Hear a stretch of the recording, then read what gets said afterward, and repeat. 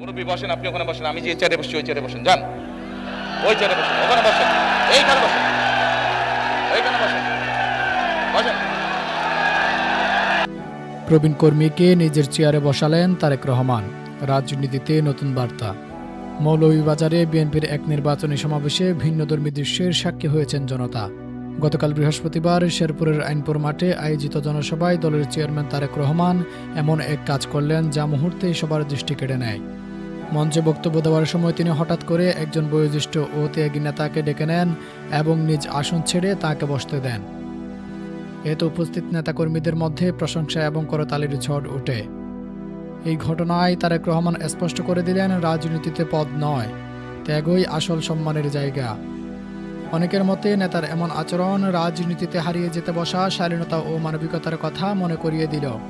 ঘটনাটি ছড়িয়ে পড়েছে সামাজিক যোগাযোগ মাধ্যমেও। নেটিজেনরা বলছেন, এমন দৃশ্য রাজনীতিতে খুবই বিরল, যা নেতৃত্বের ভিন্ন এক চেহারা তুলে ধরে। এর আগেও দেশে ফেরার পর তারেক রহমান বিলাসী চেয়ার বর্জন করে সাধারণ চেয়ারে বসে আলোচনায় এসেছিলেন।